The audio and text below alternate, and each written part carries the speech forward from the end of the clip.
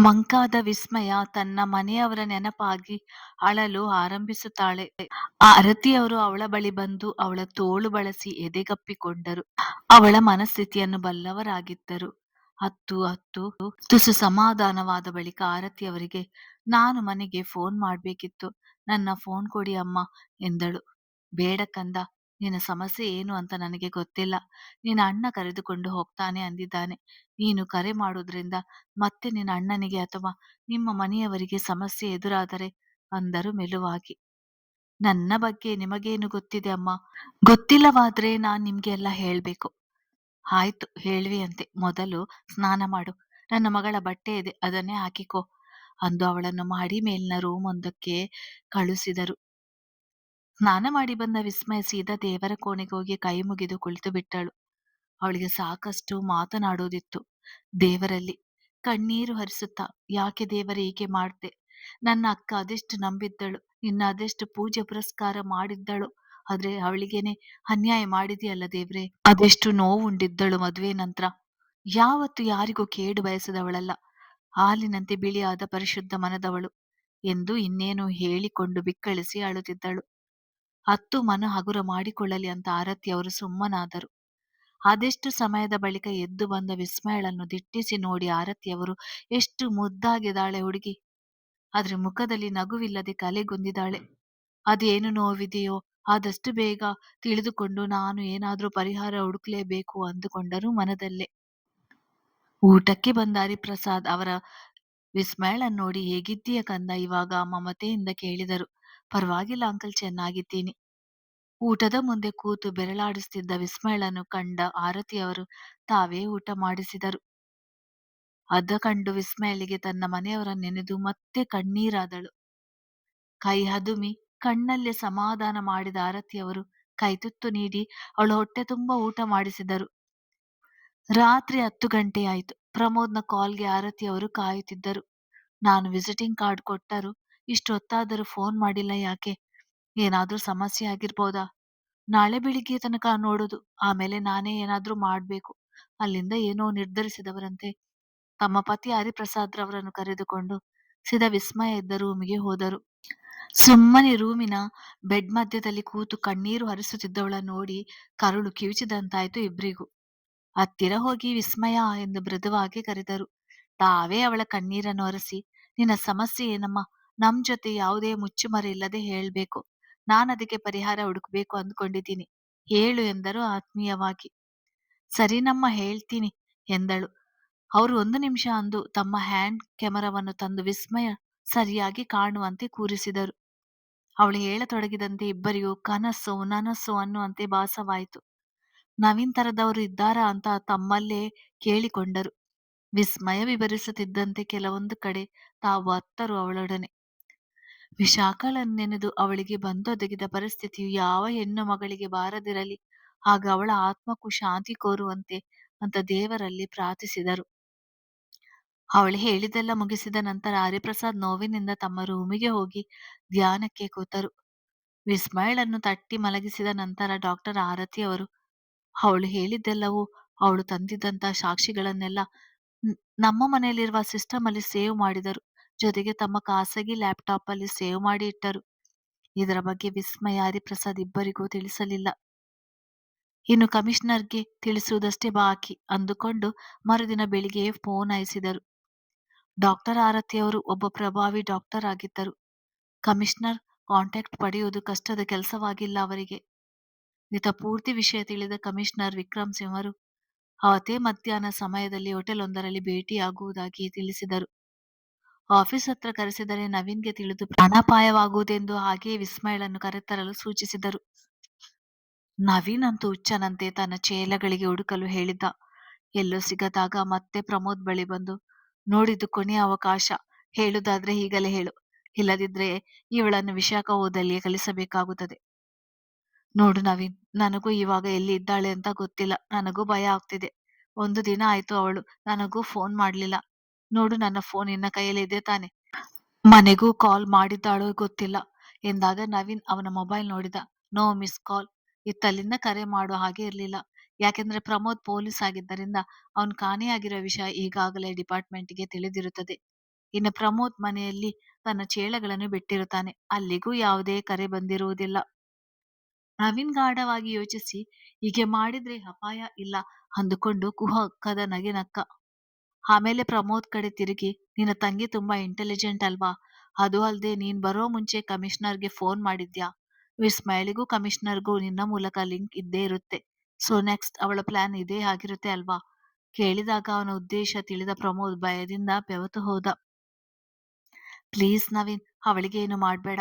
ನಿಂಗೆ ಕೈ ಮುಗಿತೀನಿ, ಕಾಲಿಗೆ ಬೀಳ್ತೀನಿ. ಪ್ಲೀಸ್ ನಂಗೆ ಇರೋ ಒಂದು ತಂಗಿನಾದ್ರೂ ಬಿಟ್ಟು ಬಿಡು, ಗೋಗರೆದ. ನಾನು ಹೀಗೆಲ್ಲ ಮಾಡ್ಬೇಕು ಅಂತ ಯಾವತ್ತೂ ಅಂದ್ಕೊಂಡಿರ್ಲಿಲ್ಲ. ಎಲ್ಲವೂ ಆ ಕ್ಷಣಕ್ಕೆ ನಾನು ಬಚಾವ್ ಆಗುವುದಕ್ಕೆ ಬೇಕಾದ ಹಾಗೆ ನಡೆದುಕೊಳ್ತಾ ಇದ್ದೀನಿ.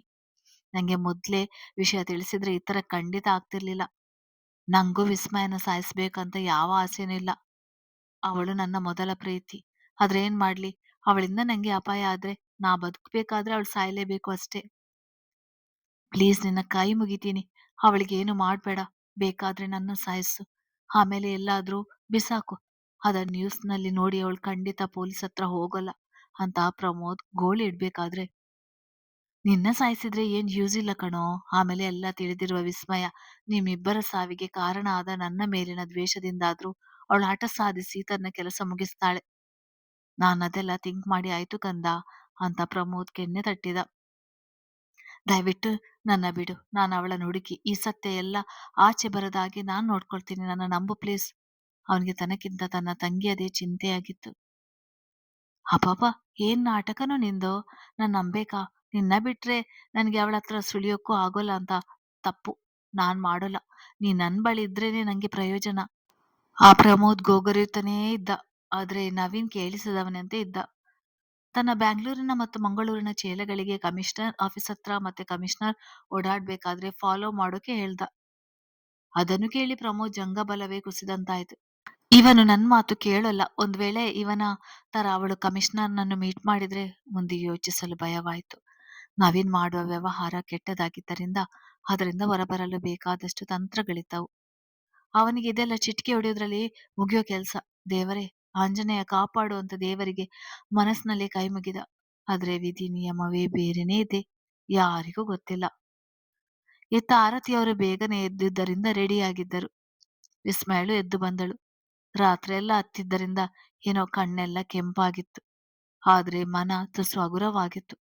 ಆರತಿಯವರನ್ನು ಕಂಡು ನಿನ್ನೆವರೆಗೂ ನಡೆದಿದ್ದೆಲ್ಲ ನೆನಪಿಗೆ ಬಂತು. ಅಮ್ಮ, ನಾನ್ ನಿಮ್ಗೆ ಏನೋ ಹೇಳ್ಬೇಕಿತ್ತು. ಹೇಳಮ್ಮ.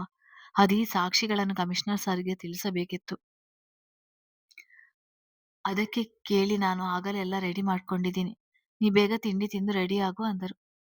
ವಿಸ್ಮಯಳಿಗೆ ಆಶ್ಚರ್ಯವಾಗಿ ಅವರನ್ನೇ ಕಾಣಲು ಅವಳನ್ನು ಕುಳ್ಳಿರಿಸಿ ತಾವೇ ತಿಂಡಿ ಬಡಿಸಿದರು. ಥ್ಯಾಂಕ್ಸ್ ಅಮ್ಮ ಎಂದಳು. ಥ್ಯಾಂಕ್ಸ್ ಅಲ್ಲ, ಕೆಲಸ ಕಂಪ್ಲೀಟ್ ಆದ್ಮೇಲೆ ಹೇಳುವಂತೆ. ಬೇಗ ತಿನ್ನು, ಕಮಿಷನರ್ ಸರ್ ಬರೋಕ್ಕೆ ಮುಂಚೆ ನಾವು ಅಲ್ಲಿರ್ಬೇಕು.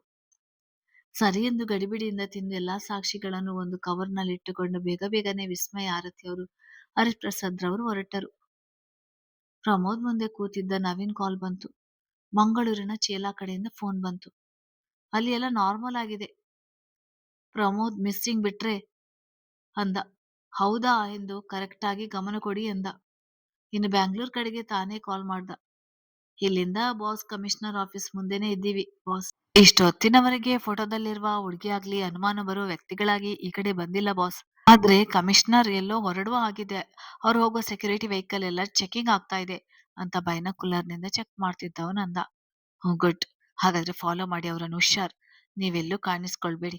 ಅವ್ರೇನಾದ್ರೂ ಫಂಕ್ಷನ್ ಮೀಟಿಂಗ್ ಅಂತ ಅಟೆಂಡ್ ಮಾಡೋದಿದ್ರೆ ಫಾಲೋ ಮಾಡ್ಬೇಡಿ. ಅನುಮಾನ ಬಂದಲ್ಲಿ ಸುಮ್ಮನಿರ್ಬೇಡಿ, ಫಾಲೋ ಮಾಡಿ. ಸರಿ ಬಾಸ್ ಎಂದಾಗ ಫೋನ್ ಇಟ್ಟ ನವೀನ್. ಪ್ರಮೋದ್ ಗೋಗರಿಯುವುದನ್ನು ಕೇಳಲಾಗದೆ ಅಲ್ಲಿದ್ದವರಿಗೆ ಬಾಯಿಗೆ ಪ್ಲಾಸ್ಟರ್ ಅಂಟಿಸುವಂತೆ ಹೇಳಿ ಹೊರ ಹೋದ. ಪ್ಲಾಸ್ಟರ್ ಅಂಟಿಸ್ತಿದ್ದಂತೆ ಪ್ರಮೋದ್ ಕಣ್ಣಲ್ಲಿ ಅಸಹಾಯಕತೆಯ ಕಣ್ಣೀರು ಹರಿಯಿತು. ಇತ್ತ ಪ್ರಮೋದ್ನ ತಂದೆ ತಾಯಿ, ಚಿಕ್ಕಪ್ಪ ಚಿಕ್ಕಮ್ಮ ಮಕ್ಕಳ ಸುಳಿವಿಲ್ಲದೆ ಕಂಗಾಲಾಗಿದ್ದರು. ಸ್ವತಃ ಪೊಲೀಸ್ ಕಂಪ್ಲೇಂಟ್ ಕೊಡಲು ನವೀನ್ ಭಯದಿಂದ ಅದು ಸಾಧ್ಯವಿರಲಿಲ್ಲ, ಮಕ್ಕಳಿಗೆ ಏನಾದರೂ ಮಾಡುತ್ತಾರೆಂದು. ಆದರೂ ಪೊಲೀಸ್ ಡಿಪಾರ್ಟ್ಮೆಂಟ್ನಿಂದ ಸ್ವತಃ ಕಂಪ್ಲೇಂಟ್ ದಾಖಲಿಸಿ ಪ್ರಮೋದ್ ಹುಡುಕಾಟದಲ್ಲಿದ್ದರು.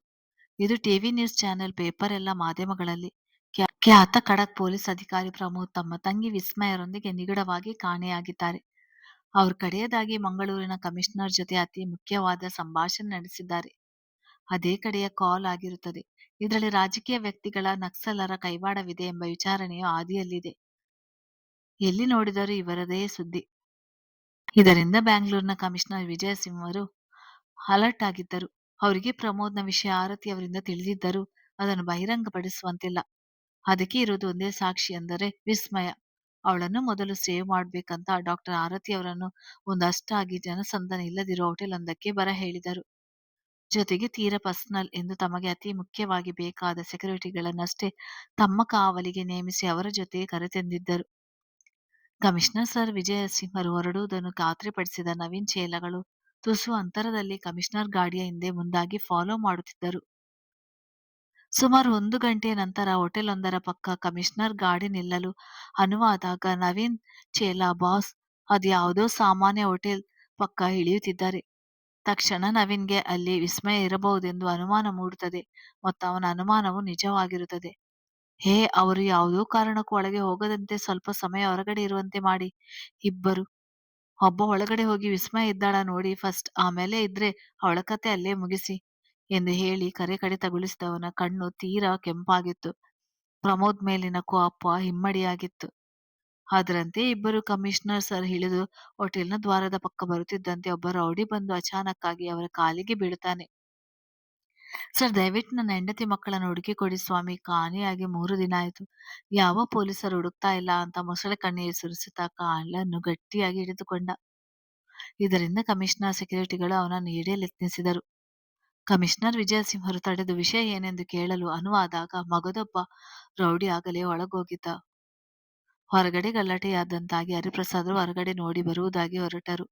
ಹರಿಪ್ರಸಾದ್ರಿಗೆ ಆಗಲೇ 2 ಬಾರಿ ಹೃದಯಾಘಾತವಾಗಿತ್ತು. ಅವರನ್ನು ಒಬ್ಬರೇ ಬಿಡುವುದು ಸರಿ ಕಾಣದ ಡಾಕ್ಟರ್ ಆರತಿ ಅವರು ಇಸ್ಮಾಯಿಲ್ಗೆ ಹುಷಾರಾಗಿ ಕುಳಿತುಕೊಳ್ಳುವಂತೆ ಹೇಳಿ ಅವಳ ಕೈಗೆ ಸಾಕ್ಷಿಗಳಿದ್ದ ಬ್ಯಾಗ್ ಅನ್ನು ಹಸ್ತಾಂತರಿಸಿದ ನಂತರ ತಾವು ಪತಿಯನ್ನು ಹಿಂಬಾಲಿಸಿದರು.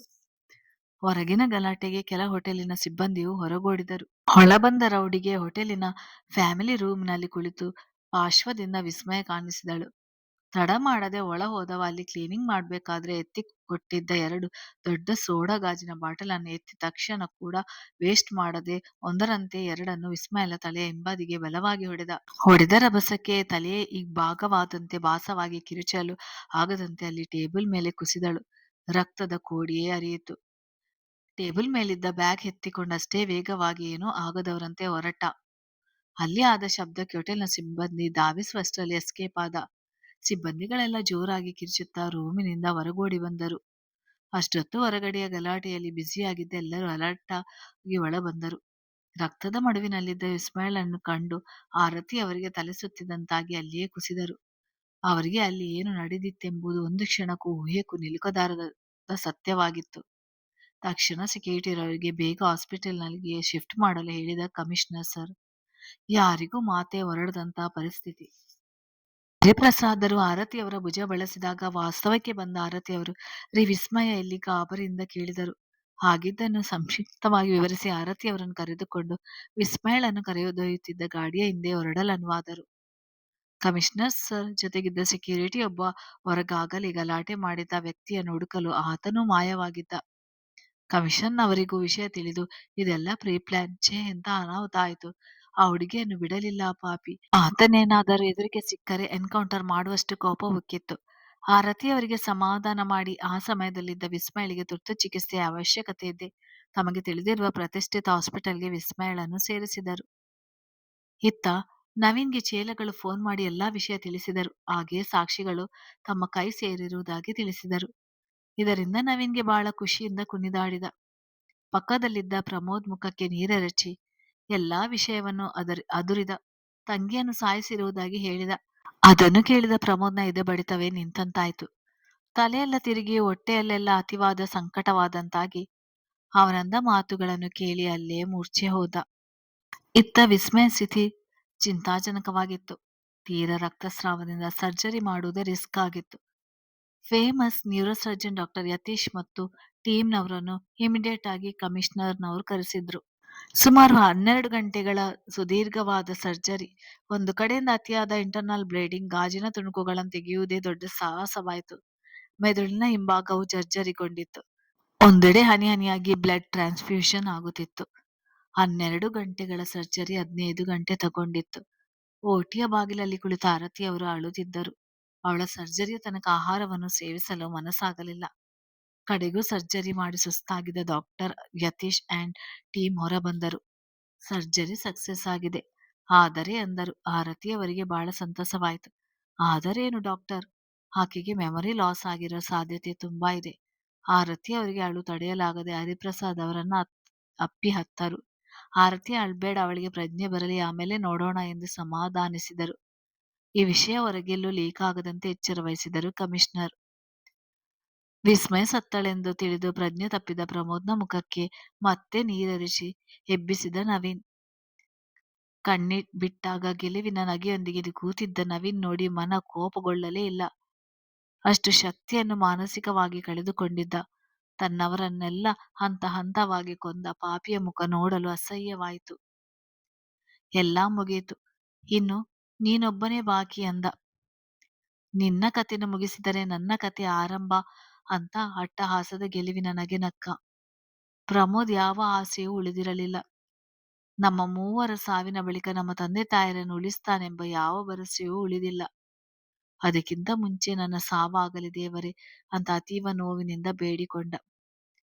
ಸ್ವಲ್ಪ ಸಮಯದ ಬಳಿಕ ನವೀನ್ ಒಬ್ಬರೊಂದಿಗೆ ಮಾತನಾಡುವುದನ್ನು ಕೇಳಿಸಿಕೊಂಡ ಪ್ರಮೋದ್. ಅದು ಬೇರೆ ಯಾರೂ ಆಗಿರದೆ ಒಬ್ಬ ಮೇಲ್ ಡಾಕ್ಟರ್ ಆಗಿದ್ದರು. ಸತ್ತರೆ ಸಾಯಲಿ, ಏನೂ ಸಮಸ್ಯೆ ಇಲ್ಲ. ಆದ್ರೆ ಅವನಿಗೆ ಯಾವ ನೆನಪು ಇರಬಾರ್ದು. ಅದಕ್ಕೆ ನಿಮ್ಮನ್ನ ಇಲ್ಲಿಗೆ ಕರೆಸಿರೋದು. ನಿಮ್ಗೆ ಎಷ್ಟು ದುಡ್ಡು ಬೇಕು ಹೇಳಿ, ನಾ ಅದಕ್ಕಿಂತ ಡಬಲ್ ಕೊಡ್ತೀನಿ. ಆದ್ರೆ ನಾ ಹೇಳಿದ ಕೆಲಸ ಮಾಡ್ಬೇಕು. ಅಲ್ಲ, ನೀವ್ ಯಾವುದು ಮಾನಸಿಕ ರೋಗಿ ಅಂತ ಹೇಳಿದಕ್ಕೆ ಬಂದೆ. ಇವರು ಆರೋಗ್ಯವಾಗಿದ್ದರಲ್ಲ ಅಂದರು ಪ್ರಮೋದ್ ಕಡೆ ನೋಡಿ. ನೋಡೋಕೆ ಅಷ್ಟೇ ನಾರ್ಮಲ್. ತನಗೆ ಸಾವು ಬೇಗ ಬರಲಿ ಅಂತ ಕಾಯ್ತಿರೋ ಪ್ರಾಣಿ ಅದು ಅಂದ ನವೀನ್ ವ್ಯಂಗ್ಯದ ನಗೆ ಬೀರುತ್ತ. ಅಯ್ಯೋ, ನಾರ್ಮಲ್ ಪೇಷಂಟ್ಗೆ ಈ ಶಾಕ್ ಟ್ರೀಟ್ಮೆಂಟ್ ಕೊಡೋಕೆ ಆಗೋಲ್ಲ. ಆತನ ಪ್ರಾಣ ಹೋಗ್ಬೋದು, ಇಲ್ಲ ಎಲ್ಲ ಮರೆತು ಹೋಗ್ಬೋದು. ಎಕ್ಸಾಕ್ಟ್ಲಿ, ಅದೇ ಬೇಕಾಗಿರೋದು. ಆತ ಸಾಯಲೂಬಾರ್ದು, ಬದುಕಲೂಬಾರ್ದು. ಸತ್ತರೂ ನಂಗೆ ಸಮಸ್ಯೆ, ಬದುಕಿದ್ರು ಸಮಸ್ಯೆ. ನನ್ನ ಜಾತಕ್ಕೆಲ್ಲ ನೆನಪಿಟ್ಟುಕೊಂಡಿದ್ದಾನೆ. ಒಂದಿಬ್ಬರ ಹತ್ರ ಒದರಿದ್ದಾನೆ ಬೇರೆ. ನೋಡಿ, ನಿಮ್ಮ ಸಮಸ್ಯೆ ಏನೇ ಇರಬಹುದು, ಆದ್ರೆ ನಾನು ಕಾನೂನು ವಿರುದ್ಧ ಈ ತರ ECT ಶಾಕ್ ಟ್ರೀಟ್ಮೆಂಟ್ ಕೊಡೋಕೆ ಆಗೋಲ್ಲ. ಹಾಸ್ಪಿಟೈಜ್ ಆಗಿರುವ ಪೇಷಂಟ್ಗೆ ಅಷ್ಟೇ ಟ್ರೀಟ್ ಮಾಡೋಕೆ ಆಗೋದು. ಮತ್ತೆ ಎಮರ್ಜೆನ್ಸಿ ಏನಾದ್ರೂ ಆದ್ರೆ ಅದಕ್ಕೆ ಬೇಕಾದ ಮೆಡಿಕಲ್ ಇಕ್ವಿಪ್ಮೆಂಟ್ ಬೇಕು ಎಂದೆಲ್ಲ ಹೇಳ ಹೊರಟ. ಸೈಕಿಯಾಟ್ರಿಸ್ಟ್ ಡಾಕ್ಟರ್ಗೆ ತಲೆ ಗನ್ ಪಾಯಿಂಟ್ ಇಟ್ಟ ನವೀನ್. ಇವಾಗ ಆಗುತ್ತೋ ಇಲ್ವೋ ಹೇಳು, ನಿನ್ನ ಪುರಾಣ ಬೇಡ ನಂಗೆ. ಇಲ್ಲ, ಅವನಿಗೆ ಆಗಿರೋ ಪರಿಸ್ಥಿತಿ ನಿನ್ನದಾಗುತ್ತದೆ ಅಷ್ಟೇ. ಏನ್ರಿ ಮಾಡ್ತಾ ಇದ್ದೀರಾ? ಏನ್ ಹೆದರಿಸ್ತೀರಾ? ಇವ್ರನ್ನು ನೋಡಿದ್ರೆ ಎಲ್ಲೋ ನೋಡಿದ ಹಾಗೆ ನೆನಪು. ಓ, ಇವ್ರು ಚಿಕ್ಕಮಂಗ್ಳೂರು SP ಪ್ರಮೋದ್ ಸರ್ ಅಲ್ವಾ? ಓ ಮೈ ಗಾಡ್, ಏನ್ ಸರ್ ಇಲ್ಲಿ ನೀವು? ಟಿವಿಲಿ ಎಲ್ಲ ಕಡೆ ಮಿಸ್ಸಿಂಗ್ ಅಂತ ಬರ್ತಾ ಇದೆ, ನೀವಿಲ್ಲಿ ಅನ್ನುತ್ತಾ ವಾರೆಗಣ್ಣಲ್ಲಿ ನವೀನ್ ಕಡೆ ನೋಡಿದಾಗ ಡಾಕ್ಟರ್ಗೆ ಅರ್ಥವಾಯ್ತು, ಇದು ಕಿಡ್ನಾಪ್ ಅಂತ. ಏನ್ ನಿನ್ನ ಹೆಸರು ಅಂದ.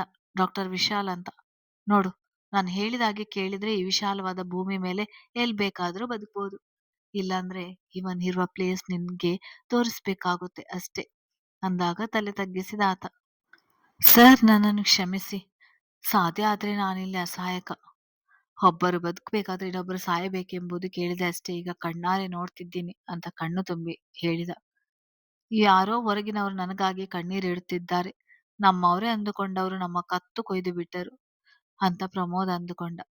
ಸರ್, ಆದ್ರೆ ನಿಮ್ಗಿಲ್ಲಿಂದ ಹೊರ ಹೋದ್ಮೇಲೆ ಖಂಡಿತ ಸಹಾಯ ಮಾಡ್ತೇನೆ ಅಂತ ಡಾಕ್ಟರ್ ವಿಶಾಲ್ ಮನದಲ್ಲಿ ಅಂದುಕೊಂಡ. ಅವನ ಮನಸ್ಸು ಅರಿತವನಂತೆ, ನೀ ಈ ಕನಸು ಖಂಡಿತ ಕಾಣ್ಬೇಡ. ಈ ತರ ಏನಾದ್ರೂ ಐಡಿಯಾಸ್ ಇದ್ರೆ ಈಗ್ಲೇ ಮನಸ್ಸಿನಿಂದ ತೆಗೆದು ಬಿಡು. ನಿನಗಾಗಿ ನಿನ್ನ ಮನೆಯವರಿದ್ದಾರಂತ ಮರಿಬೇಡ. ಅವರೆಲ್ಲ ಡೀಟೇಲ್ಸ್ ನನ್ನ ಕೈಲಿದೆ ಎಂದ. ಅದನ್ನು ಕೇಳಿ ಡಾಕ್ಟರ್ ವಿಶಾಲ್ ಬಿಚ್ಚಿದ. ಇವಾಗ ನಾನು ಹೇಳ್ದ ಕೆಲಸ ಮಾಡು ಅಂದ ನವೀನ್.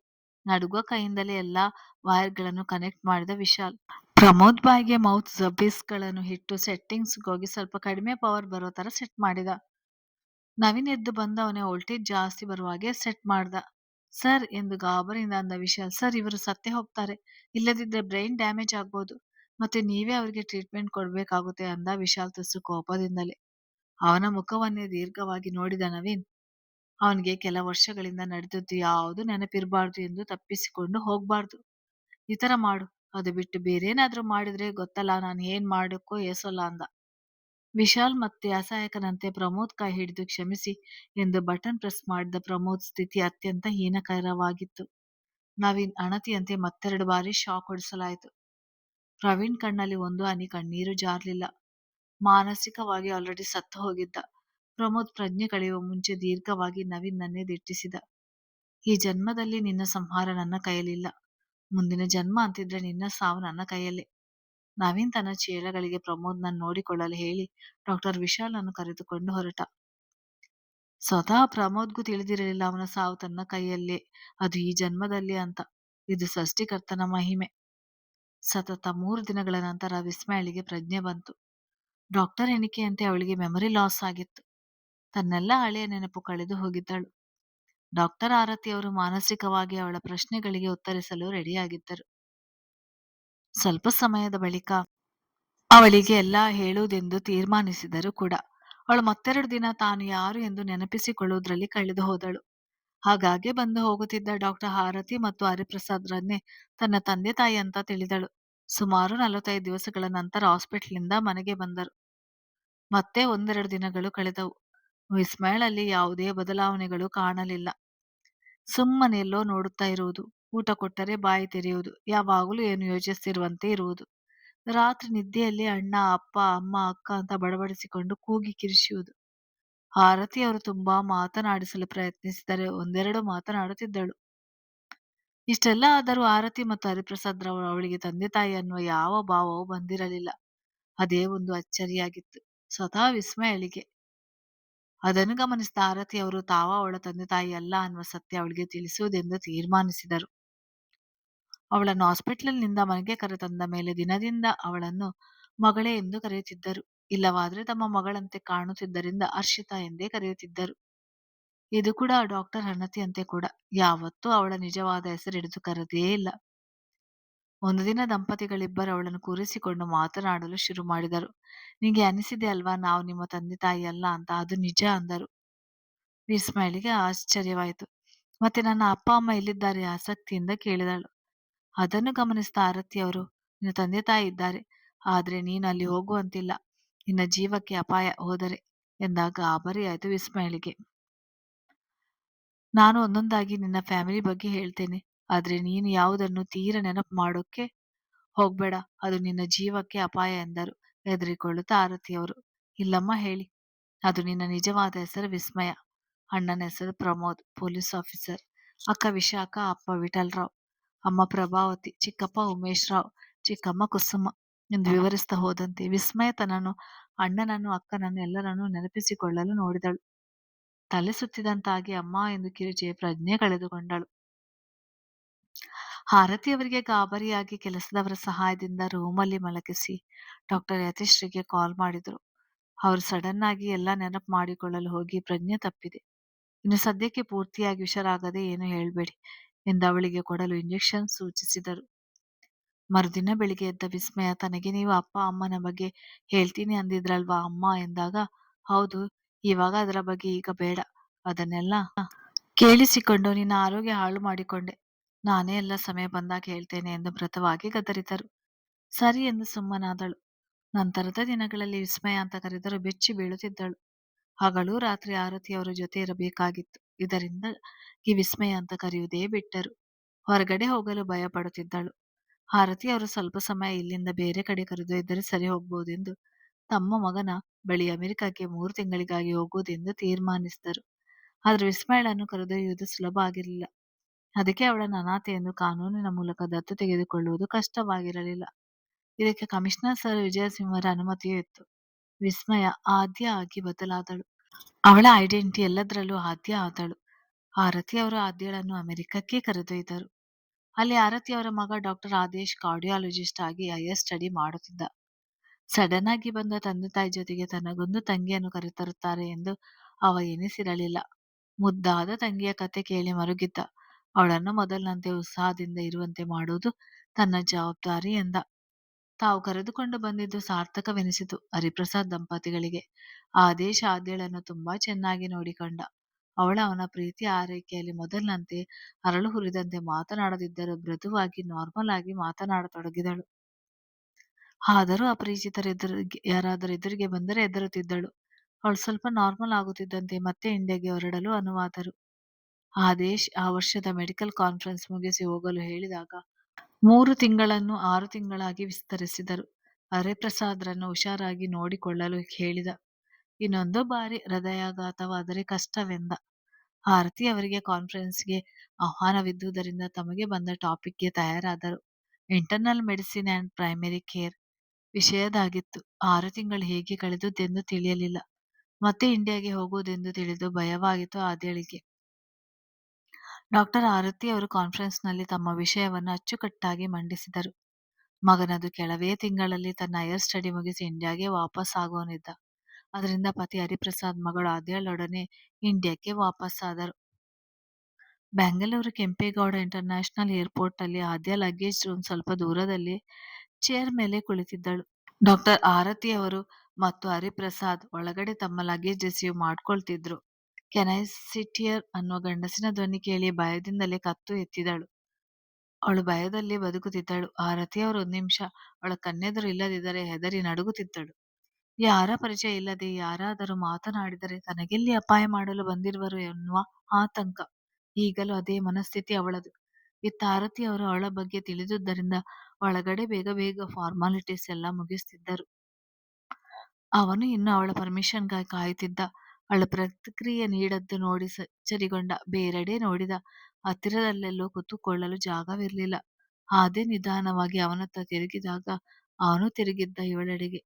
ಕೈಯಲ್ಲಿ ಚಳಿಗೆ ಜಾಕೆಟ್ ಮತ್ತು 2 ಚಿಕ್ಕ ಫ್ಲಾಸ್ಕ್‌ಗಳಿದ್ದ ಕವರ್. ಸುಮಾರು 6 ಅಡಿ ಎತ್ತರದ ಜೊತೆ ಸುದೃಢ ಮೈಕಟ್ಟು ಹೊಂದಿರುವ ಜೊತೆ ಹಾಲು ಬಣ್ಣದ ವರ್ಣಕ್ಕೆ ಕಾಂಪಿಟೇಷನ್ ಕೊಡುವಂತೆ ಹಾಕಿರುವ ಬಿಳಿ ಟೀ ಶರ್ಟ್. ಇನ್ನೊಂದು ಕೈಯಲ್ಲಿ ಮೊಬೈಲ್ ಹಿಡಿದುಕೊಂಡು ತನ್ನನ್ನೇ ವಿಶ್ವದ 8ನೇ ಅದ್ಭುತ ಎನ್ನುವ ಹಾಗೆ ನೋಡುತ್ತಿರುವ ನೋಟ ಕಂಡಾಗ ಆತ ಕೂರಲು ಪರ್ಮಿಷನ್ ಕೇಳಿದ್ದು ನೆನಪಾಯಿತು. ಫ್ಲೈಟಲ್ಲಿ ಬರುವ ರಿಲೇಟಿವ್ಸ್ ಕರೆದುಕೊಂಡು ಹೋಗಲು ಬಂದಿರ್ಬೇಕು ಅಂದುಕೊಂಡು "ಎಸ್ ಪ್ಲೀಸ್ ಸಿಟ್ ಡೌನ್" ಅನ್ನುತ್ತಾ ಸ್ವಲ್ಪ ಆ ಕಡೆ ಸರಿದಳು. ಅವನು ಕೂತುಕೊಂಡ ಪಕ್ಕದಲ್ಲೇ. ಈಗ ಅವಳಿಗೆ ಸ್ವಲ್ಪ ಹೊತ್ತಿಗೆ ಮುಂಚೆ ಆಗುತ್ತಿದ್ದ ಭಯವಿಲ್ಲ. ಅವಳಿಗೆ ಅಚ್ಚರಿ ಹಾಗೆ ಪಕ್ಕದಲ್ಲಿ ಕೂತವನನ್ನು ಮೆಲ್ಲನೆ ನೋಡಿದಳು. ಅವನು ಸಮಯಕ್ಕೆ ಸರಿಯಾಗಿ ಅವನು ಇವಳನ್ನು ನೋಡಿದ. ಥು, ಅಯ್ಯೋ ನೋಡಿಬಿಟ್ಟ. ನಾನು ಕಳ್ಳಿ ತರ ಸಿಕ್ಕಾಕೊಂಡೆ. ಏನ್ ಮಾಡಲು ತಿಳಿಯದೆ ಸುಮ್ಮನೆ ಮುಗುಳ್ನಕ್ಕಳು. ಅವನ ಹಾಯ್ ಎಂದು ಕೈ ಆಡಿಸಿ "ಐ ಆಮ್ ಅಗಸ್ತ್ಯ" ಎಂದ. ಕತೆ ಮುಂದುವರಿಯುತ್ತದೆ.